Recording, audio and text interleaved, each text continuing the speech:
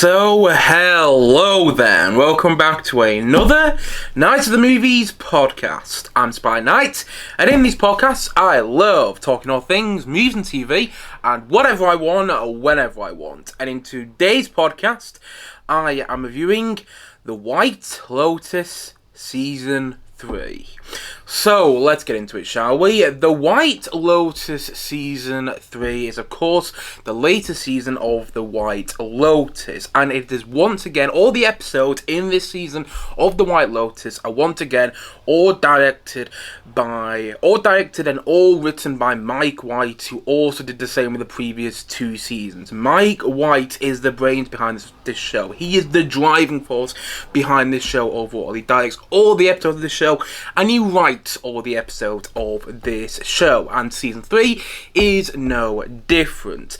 And I have been very excited about this season of The White Lotus because I really liked season 1. It was a nice surprise to me. I didn't think it was brilliant, but I had a great time watching it. And season 2, I thought I was going to feel the same about, but actually, I ended up enjoying a lot more. I thought season 2 of The White Lotus, which I'm pretty sure I did review on this channel, but I can't remember now.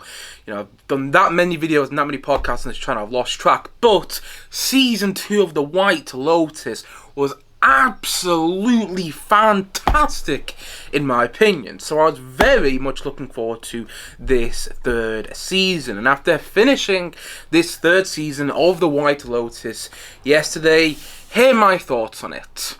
Honestly, I loved this season of The White Lotus. I know there are some people who didn't. I know there's some people who found this season quote-unquote boring. Personally, I hate that as a criticism. I mean, I know I've used the phrase boring when I've criticised films and TV shows on this channel in the past, but I don't really like when you see, you know, high prestige news outlets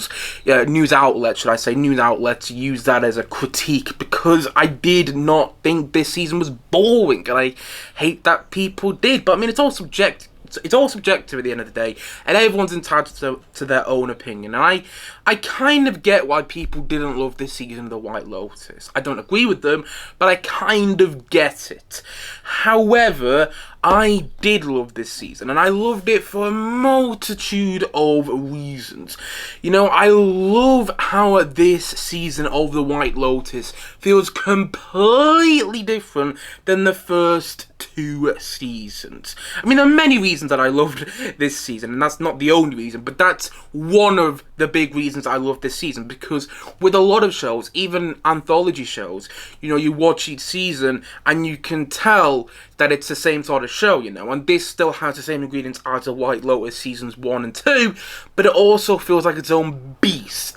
There's this dark spirit with this season, which I didn't really get from the first two seasons, and that made it all the more enthralling and all the more engaging to watch. And I love how all the characters are written in the show, because here's the thing about The White Lotus, it's kind of like Succession and Rivals, the Disney Plus show which came out last year. It's kind of like those two shows in that you watch a group of characters who, for the most part, you don't really like. There's maybe one or two characters which you do like, but for the most part, you're following a group of unlikable characters who are all annoying in their own way, and at times you want to see bad things happen to them because of how annoying certain characters are. Like Patrick Schwarzenegger's character in this season is probably the most annoying character in The White Lotus as a whole, which is a big feat because you get a lot of annoying characters in all three seasons of The White Lotus, but somehow Patrick Schwarzenegger gets awarded the gold medal of the most unlikable character in this show as a whole, in all three seasons of The White Lotus.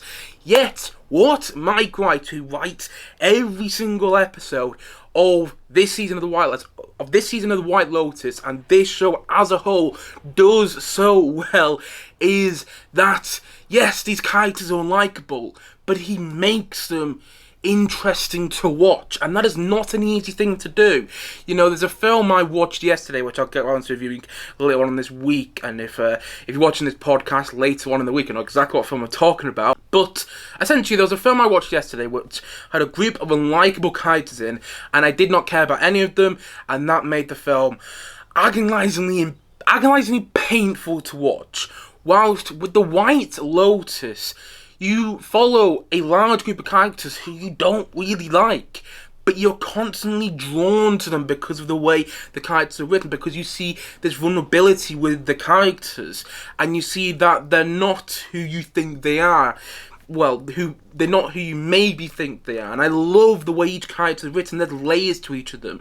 The characters aren't just one-dimensional. They're not characters which you think you know just like that. No, there's a lot more to these characters, and you see that as this season of the White Lotus progresses, and what Mike White manages to do with each character storyline in the season. And each character has their own storyline, and there's about 20 characters we are following in this season of the White Lotus.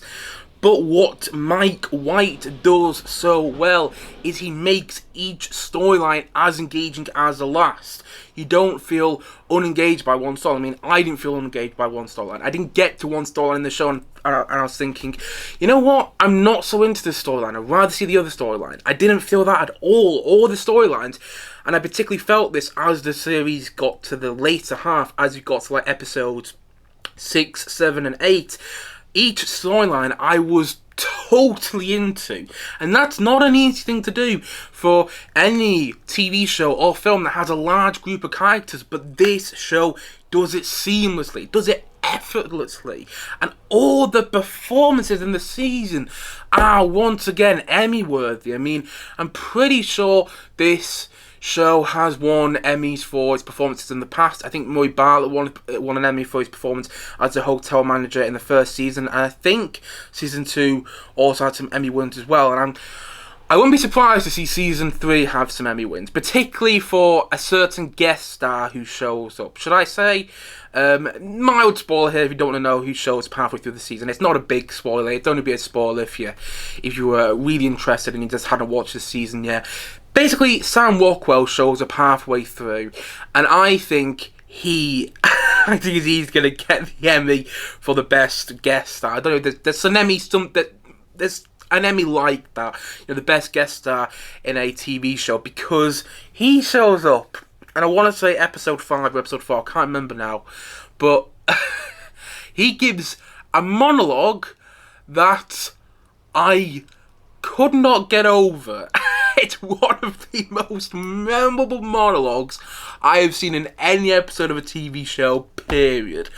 Wow. I did not expect to see Sam Rockwell in this show. I mean, his partner's in it, so I kind of thought he might make a cameo. But he actually has an important role to play, and he shows up in a very memorable way. But all the other performances are memorable as well from the main cast. Walton Goggins is brilliant. Amy Lee Wood, who's coming off Sex Education, which is quite a small show compared to this, is fantastic and fits into this cast perfectly, as is Jason Isaacs. And what I love about Jason Isaacs in this season, and I'm a big fan of Jason Isaacs, because I listen to a podcast where he's often referred to, and that's not the only reason I love him. I love him in pretty much anything he's in, but that's one of the reasons I love him. And I love him in this season because throughout most of the season, he's just meant to look confused and meant to look like he's questioning his life. And that sounds like an easy thing to do, but he plays it so well. You're constantly drawn to him. And I think that's because of the writing, and I also think it's because of the performance from Jason Isaacs. And Parker Posey is brilliant as Piper. I think that's what the character's name is. She's so funny to watch, and there's so much great comedy in this season of The White Lotus, which is outrageously funny, and at so many times laugh out loud funny at that, because of the writing and because of the performances, which make the writing seem better at that. Like, the writing in itself is excellent. It's excellent writing, because this show is because this season of The White Lotus in particular is a slow burn season. The writing pays off, at least it did in my opinion. But not also is the writing excellent, but the performances make the writing even better. I don't know how much I'm making sense there. Essentially what I'm saying is the performances really bring everything to life in this season of The White Lotus. And I didn't expect it, but I felt attached to all the characters in this season, even though a lot of them are not nice people. And I love that. I love when a show manages to do that. I love when any piece of entertainment manages to do that. And this show does that effortlessly. And it is funny. And I have a tin ear for comedy. There's so many times I watch a comedy film or comedy TV show and I'm just not laughing. But with the White Lotus, in each and every episode, I would be dying of laughter at a certain part. And then I'd also be kind of shocked at a certain part in each and every episode. I'd be constantly glued to the screen watching each episode of this season of the White Lotus.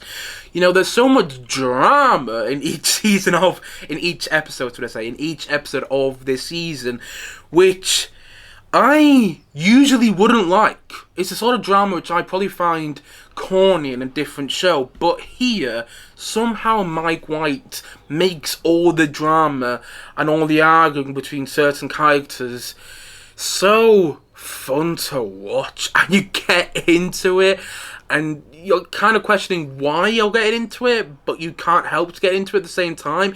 You know, Mike White has said before he's a big fan of reality TV shows. I think he's even been on a reality TV show in the past. I think he was on Survivor, which is a big reality TV show in America.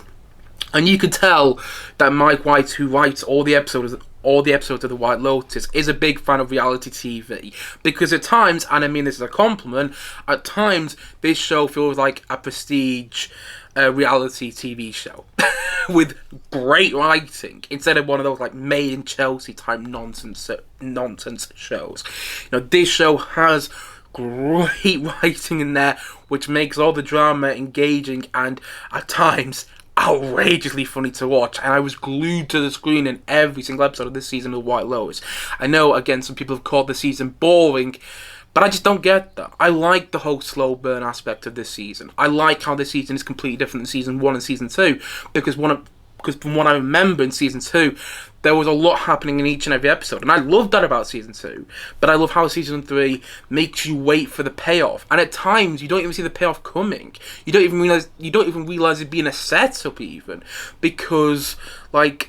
I was watching, I think it was the last episode, watching it yesterday, and there was something, I'm not going to say what, because it would be a bit of a spoiler in case people haven't seen the show yet, you're planning to, you haven't seen the season of the White Lotus and you're planning to, but there was something that happened in the last episode which I didn't see coming but caught me emotionally, and I love things like that, where you don't see the setup, but the payoff then becomes even more impactful. And I think that's one of the reasons this show worked so well. And I think another reason it works so well is because it's shocking and it's surprising and it's out there. This show is not for everybody, and I get why. I'm actually surprised so many people enjoy it, but I love that it's so out there and crazy and wildly entertaining and isn't afraid to push the barrier, isn't afraid to go there, isn't afraid to do what other shows would be afraid to do. I love that it's just so unique and that it's so wildly entertaining. And I love the whole murder mystery aspect of this season. And I didn't see who was going to be killed. I didn't guess who the victim... almost said something there which would have spoiled something, but I didn't guess who was going to be killed, which was a very nice surprise and did catch me emotionally off guard. You know, I thought the death...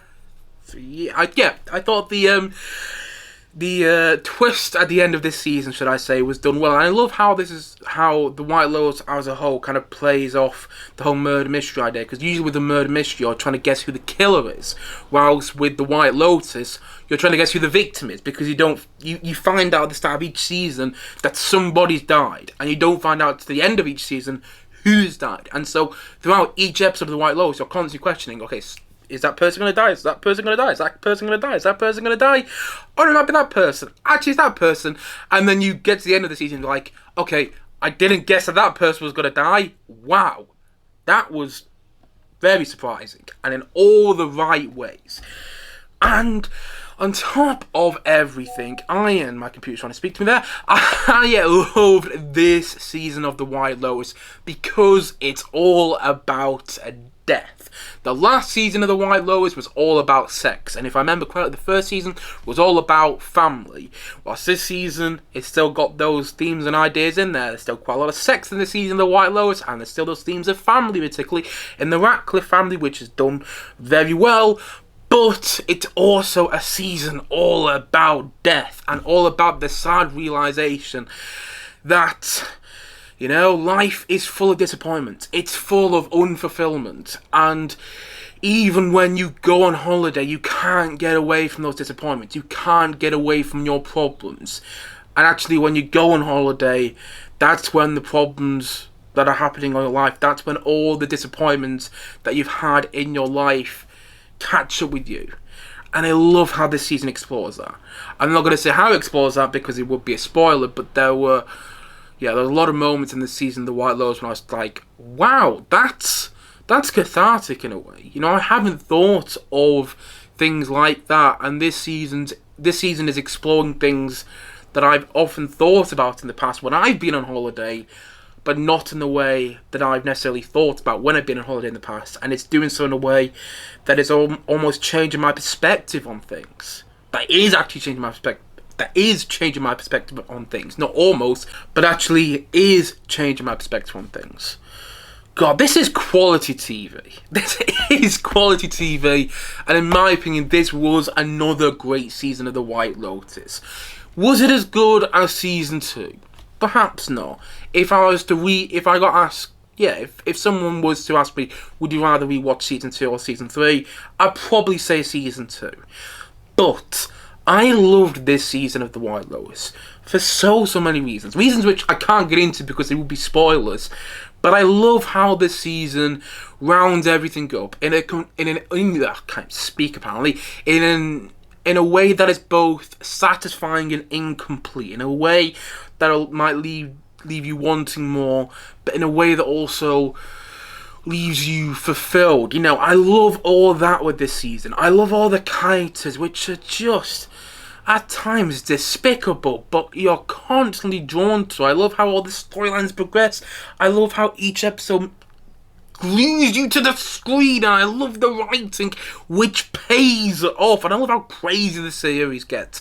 I love how, like, episode 4, episode 5 has barely any dialogue in, apart from a very memorable monologue, and yet it's still shocking, you know? I love all the show don't tell in this season, and, you know, there's nothing quite like The White Lotus, and some may argue there's a reason for that. But personally, I love this series. I love this show as a whole, and I love this season in particular for all the reasons I've spoken about in this podcast today. You know, I love all the drama, and I'm not usually one of those people who loves the sort of drama you get in this show, the sort of drama surrounding toxic friendships and family problems and all that sort of stuff. But this show writes them so well that I can't help but get into them. Yeah. I love the season of The White Lotus, as I've already said about 10 times in this review today, and so that is why I'm going to say that season 3 of The White Lotus, I'm going to give it an 8.5 out of 10. It could have improved, and there are problems which I could go into if I wanted to, but I've already been going on long enough for this review. I've already been rambling on way too long, which is what I usually do, and I do think people have gone on way too much about the problem with this season, because the amount of times I've heard people say, oh, this season The White Lotus is slow compared to the excitement of season 1. It's like, did you watch the same show? I mean, I really liked season 1, but it was never exciting. It was just bizarre, and I couldn't quite believe that HBO was a TV production studio behind the first season, and the second season was even more bizarre, and this season is like, okay, how more bizarre can we get, which I know isn't good English, but you get the point I'm making. I understand why people don't like this third season. Well, I kind of understand it, but I don't really at the same time, because I think it's a great follow-up to season 3. I've heard some people complain to season 2, sorry. I think it's a great follow-up to season 2. I've heard some people complain about Jennifer Coolidge's absence in this season, and if you watch the show, you know why she's not in this season. If you watched all 3 seasons of The White Lotus, you understand why she's not in this third season. But I think this season does a great job of carrying on her character, making her character still feel present there. I'm not going to go into any more details, but I wasn't expecting her character arc to be carried on in the way it was, or her storyline to be carried on in the way it was, should I say. And I thought that was a very nice, pleasant surprise. So I've heard people complain about Jennifer Coolidge's absence in this season. Personally, I didn't feel like there was a big absence there. I mean, I thought Jennifer Coolidge was wonderful in the first 2 seasons. One of the funniest things about the second season.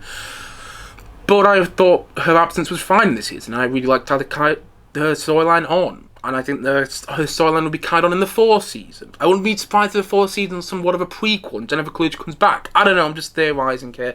I'll come up with ideas off the top of my head. But I just love this season of The White Lotus. I love how it explores toxic friendships which become dependable, in which, you know, the friends and the friendships become dependable on one another. I love how it explores themes to do with family and whether you could live without wealth. I love all the writing. I love all the characters. I love all the storylines. I just think it's so wildly entertaining and completely unique, utterly unique in all the ways you want it to be. Yeah. I loved this season of The White Lotus, and I thought it was another great season of this show as a whole. And so, all in all, as what he said, and I was going to say once more in this podcast today, The White Lotus Season 3 is an 8.5 out of 10 from me.